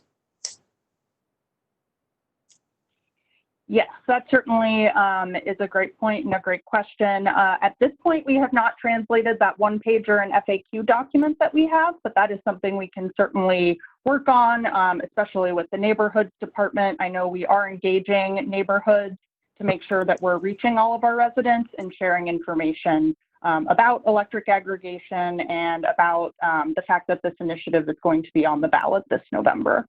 So that is certainly something we can commit to. And I do know one of the things that Trebel was able to offer is, I know they do have someone on staff who is Spanish speaking as well. So if someone is to call them, they would be able to speak with someone in Spanish. Thank you. Thank you so much, Aaron. Appreciate it. Yep. Hey, Aaron, just a quick clarifying question from the Councilmember Remy's first question. So just so we understand the sort of the process correct, and I just want to break it down with you for a moment and make sure that I understand this correctly, and I think everyone in the community understands this correctly. So, so council at this point has approved the contract with Trebel. So there's no cost at that point to the taxpayers because, they will be basically paid a fee that will be basically included within the cost of energy. So that will be sort of baked into the prices that will be that consumers will end up paying. Again, hopefully, a very competitive price. But that is why, to your point, that at this point the city hasn't had to expend any financial resources on hiring Trebel or starting to work on this, because that will be sort of baked into the aggregation program. Do I understand that correctly? Yes, that is correct. That was a great explanation. Okay. Thank you, Aaron. Councilmember Remy, do you have any follow-up questions for any of the panelists this evening? Nope. Thank you very much for the opportunity. Great. So I'd like to move to the public testimony portion of the hearing. We have 6 folks who have registered with my office this evening. So I'm going to go ahead and go through those. So I think most folks are online, but what I'm going to do is ask Angie Burks, who again is in the mothership right now running this hearing for us. So once we call your name, she will unmute you and then let us know that you are there. And then please introduce yourself. Let us know if you represent any organization. And I'd ask that you please keep your comments to around 3 minutes if possible. The first individual we have this evening, and again, I apologize if I get any of these names wrong, so please correct me. We have Nolan Rutschilling. Nolan, are you there?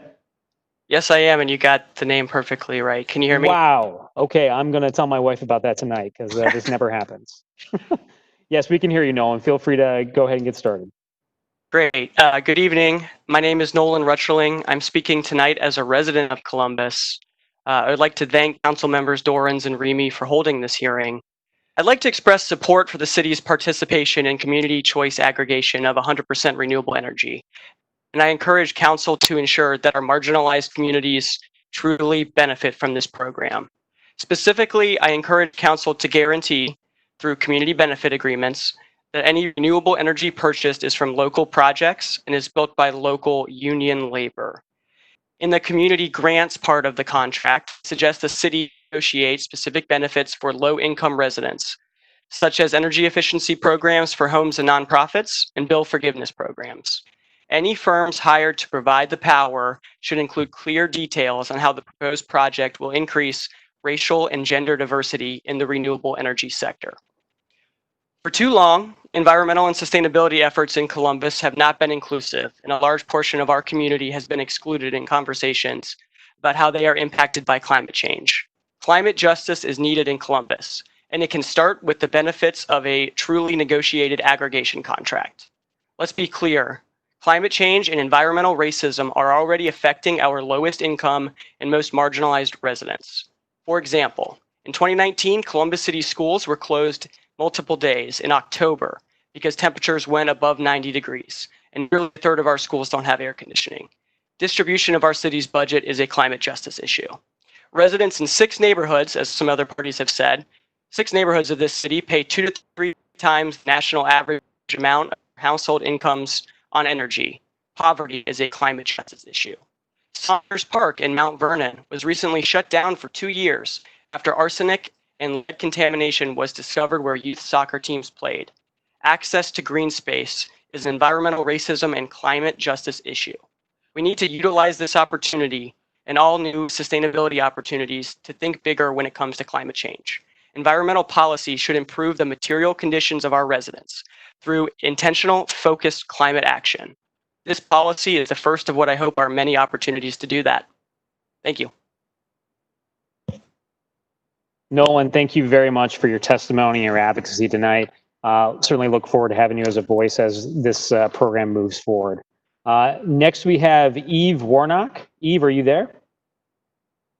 Can you hear me? We can. Great.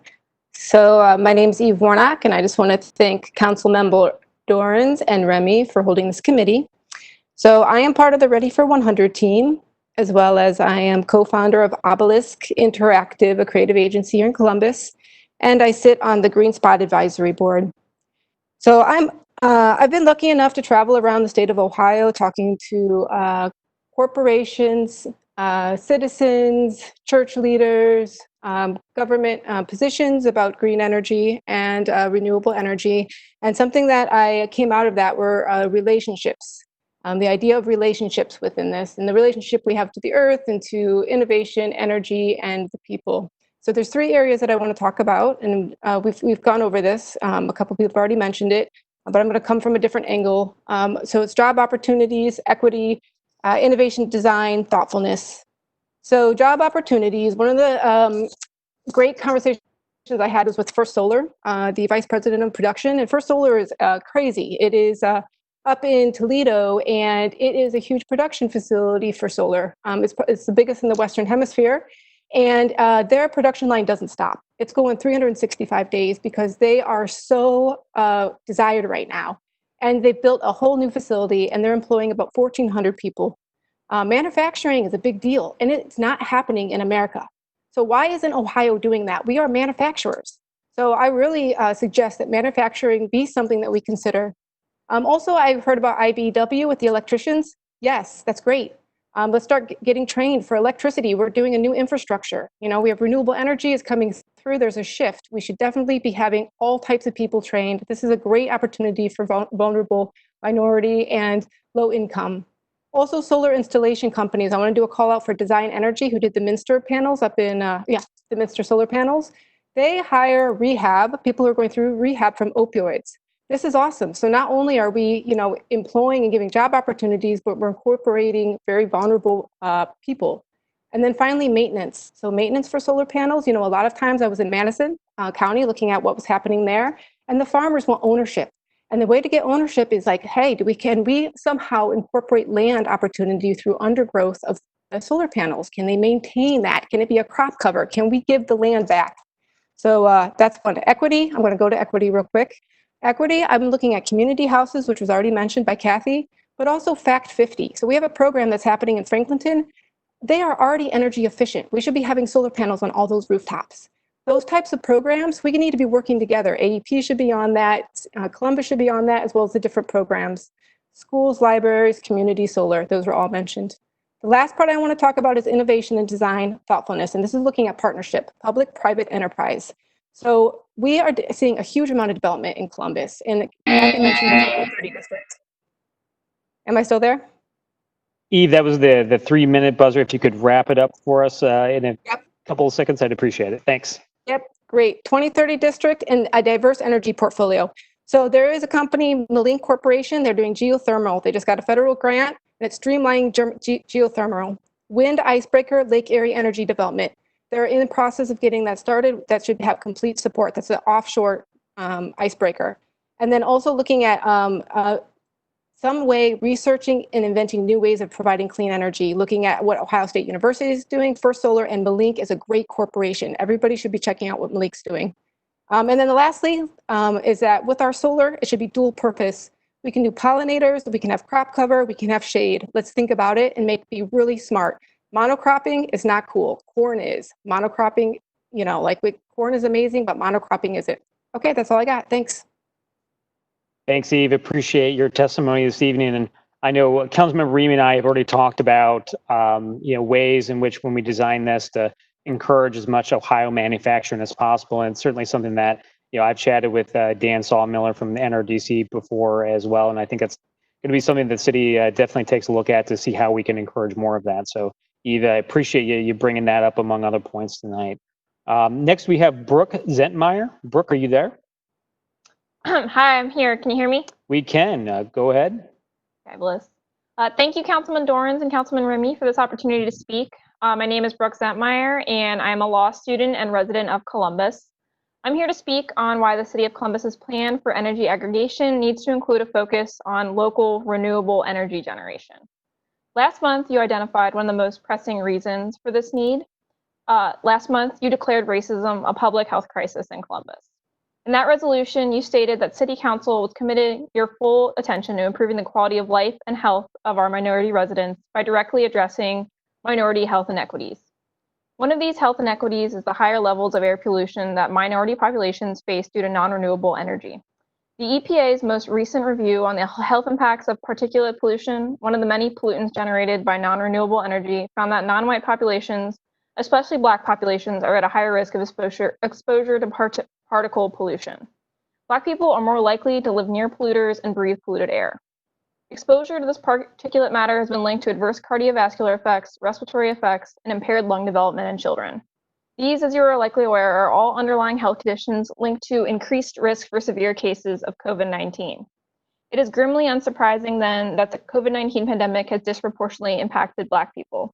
According to the Ohio Department of Health, despite only making up 13% of Ohio's population, Black Ohioans account for 26% of all COVID-19 cases, 31% of hospitalizations, and 17% of deaths. One way the Columbus City Council can address this glaring issue of health inequity in Ohio is by ensuring the community energy aggregation plan that goes on the ballot this November guarantees energy from renewable local sources.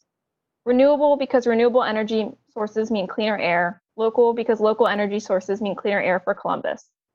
In your resolution last month, you stated that the disparities facing Black people in Columbus represent a public health crisis which affects us all, and we as a civil society have an obligation to raise awareness and make sure that every sector of our society works to reverse this crisis. You have an opportunity to start fulfilling this obligation by ensuring Columbus's energy sector is working to reverse the disproportionate health impacts on Columbus's Black and minority residents. The inequities emphasized by the COVID-19 pandemic will only be further reinforced by future threats such as global climate change if we do not address these injustices today. Address the public health crisis of racism and plan a better future for Columbus by giving us an energy aggregation plan with locally sourced renewable energy this fall. Thank you for your time.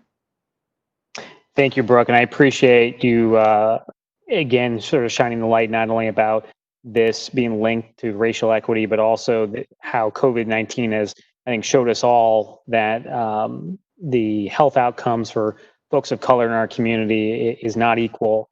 And a tool like this is certainly something that I think we all need to view of, a tool in the toolbox for, making our community more equitable. So thank you for those points today. Next we have Rachel Wagner. Rachel, welcome back to council. Can you hear me? Yes, I can hear you. Thank you. It's been a while since I've seen you in chambers. I know I'm here, but nice to have you virtually with us tonight. And if you want to go ahead and get started. Yeah, thank you. So just to provide some background, I started volunteering with Ready for 100 late last year, and our decision as a clean energy campaign was to attend city council meetings asking our council members to commit to 100% renewable energy. In the time between now and then, I have watched Columbus city leaders make a lot of big steps, including setting up benchmarking ordinances and programming, which will help large building owners reach their energy efficiency goals, and agreeing to put utility aggregation on the ballot so that Columbus citizens can be pulled together to get competitive energy rates from 100% renewable sources. And like Kathy said in her statement, the city of Worthington put this aggregation into place just last year, and now its residents are saving money and committing to clean energy sources at the same time. And I'm so very happy that Columbus is now interested in doing this as well. I do want to ask that it is in writing that the energy aggregation plan Columbus chooses is one where the supply is from 100% renewable sources, and that it is in place by 2022. And after hearing the presentation from Kim and Aaron Beck, I am very pleased to see that, yes, this is the goal. And the second thing I'll ask is that the energy plan commits to building clean energy facilities right here in Ohio, just as everyone has been saying, such as solar arrays or wind projects. And if we want to prioritize our regional economy and clean up our air, this is the way to go.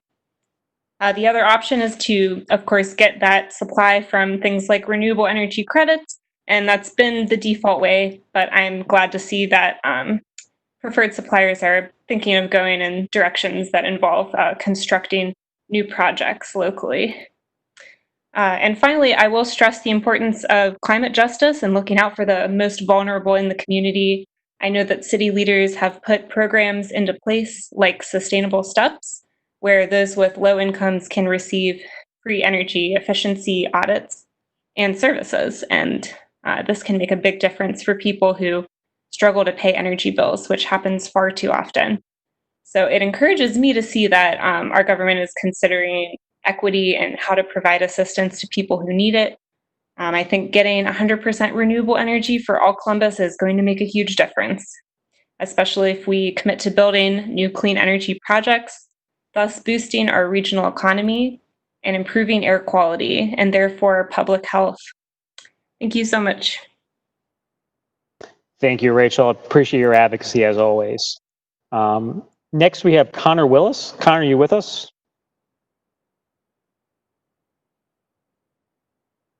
Hello, can you hear me? We can. All right. Please feel free to start. Well, thanks for the opportunity to speak here tonight, and I hope my shaky internet connection holds up. I'm Connor Willis. I'm with Community Renewable Energy, and we're focused on both renewable energy projects and community development projects here in Ohio and elsewhere. And I really just wanted to highlight 2 points tonight. The first being equity, which has been mentioned throughout tonight, and I'm encouraged by that. A couple of weeks ago, the Columbus Dispatch reported that the Columbus Division of Power has 57,000 delinquent accounts with about $6 million in unpaid bills. I realize that some of that number is probably due to a moratorium on shutoffs during COVID-19. But Councilman Dorans, I was able to work with your staff to get some further information on that. And what we found was that there are $2.5 million of unpaid bills that are 90 plus days overdue. So really what that underscores to me is that we had an energy equity issue prior to this crisis that several other people have offered evidence to as well. And that issue and the ability to pay bills is going to be exacerbated here in the short term by COVID-19 and in the long term by climate change. So I really hope that equity remains a priority throughout this process. The second point I just wanted to touch on was the importance of realizing economic benefits through local generation in this process. To put some numbers on it, the Institute for Local Self-Reliance commissioned a report recently looking at the economic benefits of community solar projects in Cleveland, Ohio. And if a 50 megawatt system was constructed in Cleveland, that would provide upwards of $100 million in economic benefits statewide, employing installers, electricians, maintenance workers, many of whom have been hit by the downturn in the economy. So I appreciate the effort to focus 100% renewable energy on this aggregation effort, but I want to reemphasize the importance that both equity and local generation should play throughout this process. Thanks. Connor, I appreciate you being with us tonight. And Aaron, if you're still there, would you mind, sort of speaking to this broadly? I know it's very difficult for us because we haven't designed the program yet. But, I think we've talked a lot about tonight about being committed to local generation. And, I think we need to sort of level set a little bit about as we have this discussion, when we talk about the goal of 2022 being 100% renewable, but, certainly a portion of that being local generated. And I don't want those two things to get sort of lost in the shuffle here, because they're both very, very important for climate change and for our local economy. One is obviously much easier to do than the other. Obviously, buying renewable credits on the market, as I think a number of folks have talked about tonight, is very easy for the city to do. The harder part is encouraging that local generation, which I think everyone talks about really, really matters. So, Aaron, I was wondering if you could just talk about a little bit of that sort of give and take as we talk about what 2022 looks like as sort of the goal for us to get towards this. Yeah, certainly appreciate, the question and kind of clarifying or just reiterating on this again. I'm definitely heartened to hear all of the positive testimony and support from folks who are speaking tonight. So I did just want to thank everybody for speaking about positively about aggregation, and especially for hitting on that equity piece as well.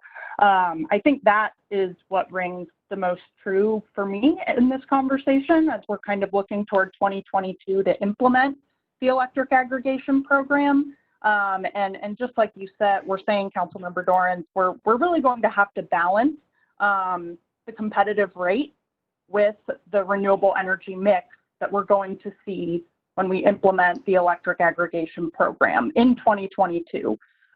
We are very clear that we're committed to sourcing the renewable energy as locally as possible. But again, we're going to have to balance that with that competitive rate. And I think this is what you're kind of getting at in asking this question, Councilmember Dorans. But I think the opportunity is really when we're looking long term.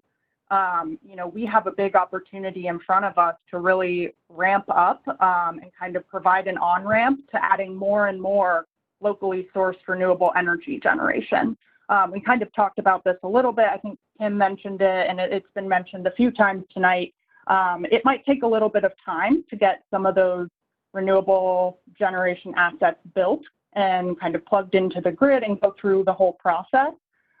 So we do kind of have to think more long term. Yeah, thank you, Erin. It does. Yeah, I think one of the things I just want to, we have one more speaker this evening, but want to just be clear with folks. There's that balance between local generation, which is going to be more expensive for us to stand up in sort of the short term, versus how that impacts sort of ratepayers overall. So when we talk about sort of the cost of this, I think the goal is absolutely to get towards that. And I think to Erin's point, from a very long-term perspective, we want to be adding local generation every single year. That's ultimately the goal. So when we talk about getting to that 2022, I think we want to continually to be adding to that generation that is here within Columbus, Central Ohio, Franklin County. But just as we've talked a lot tonight, I want to make sure that folks understand that balance between making sure that so the ratepayers have a reasonable rate, while at the same time us ensuring that we're doing everything humanly possible to encourage local generation, because everything we've talked about here tonight, whether that's racial equity, economic equity, all the different things that we want to see. So just wanted to sort of take a moment to just sort of acknowledge sort of those interests that we have right now, that we need to do a good job of pushing things as far as we can, while making sure that we're being responsible with not overburdening folks with payments. So with that said, with our last speaker this evening, last but not least, is Laura Ritchie. Laura, are you with us? I am. Can you hear me? I can. Great to virtually see you again. So thanks for joining us tonight, and go ahead. Yeah, of course. Well, I'm echoing many of my neighbors' thoughts tonight, but it's important enough that it's probably worth echoing. My name is Laura Ritchie. I am the founder of Root and Branch, an organization working at the intersection of community development and renewable energy. Much of my experience has been specifically around how the private and public sector can leverage renewable energy for benefits that extend beyond the grid. So because of my experience in other cities and municipalities on energy equity, I especially appreciate this opportunity to share some thoughts on community choice aggregation for my hometown. I first want to congratulate the city on this first step towards leveraging the public procurement power for our shared good. I believe community choice aggregation will help the city achieve its ambitious environmental goals of 100% renewable energy. But our city has economic and social goals as well, and divorcing those from this environmental effort would be a waste of an opportunity. And so, like many of my neighbors, I want to use my time to specifically encourage a stronger commitment to equity through this process, not later in program design, but now, even before supplier selection occurs. I'm encouraged to hear some of the presenters reference equity or comment on the community benefits possible from aggregation. And I think Councilmembers Dorans and Remy have asked some valuable questions that I hope they continue pursuing. Community choice aggregation is an excellent public policy tool for all the reasons mentioned already. However, the equitable economic impact of this public policy is completely dependent on the design of the program, including the RFP design and the procurement priorities. As policymakers, you have the opportunity to use aggregation to create local jobs, support small and minority-owned businesses, and integrate job training, education, and community ownership through the development of this community choice aggregation. This might be done by requiring community benefit agreements as mentioned, or by choosing multiple small generators. It can be reached by prioritizing small businesses or installers in a supplier RFP or incentivizing innovation and selection criteria. There are many ways we can achieve energy equity, but all of them are baked into the design of this effort, its legislation, and the program, and cannot come after the fact. Community aggregation that simply increases profits for a private utility or the Columbus powerful without any regard to the cost of power to ratepayers, the economic benefits to communities, or other social benefits for our neighborhoods is a lost opportunity for the city worth millions of dollars. I support community choice aggregation for the environmental benefits for Columbus, but I believe we need an even stronger commitment to equity at every step of this process. You can tell just by the many testimonies submitted and the attendees today that Columbus is overflowing with ideas and support for creating equitable energy plans that maximize the environmental, economic, and social benefits for our communities. What I've heard tonight is a request for a community choice aggregation plan of which we can all be proud and from which we can all benefit. I look forward to working with and supporting our city leadership to achieve that. So thank you for your consideration and your time. And thanks for waiting to hear that last testimony. Thank you, Laura. That is a great note for us all to end on tonight. So thank you for sticking around and providing that testimony, because I think it really sets a great table for the work that comes next. So I appreciate you being here tonight and sharing that with us. Councilmember Remy, do you have any closing remarks you'd like to make at this time? There you go. There I go. Yes, I do. Thank you so much, Councilmember Dorans, and thank everyone. I want to thank everyone for their hard work in bringing this great opportunity to the residents of Columbus, for the speakers that took the time out of their schedules to speak to this important piece of legislation upcoming, and certainly the invited presenters that were here tonight.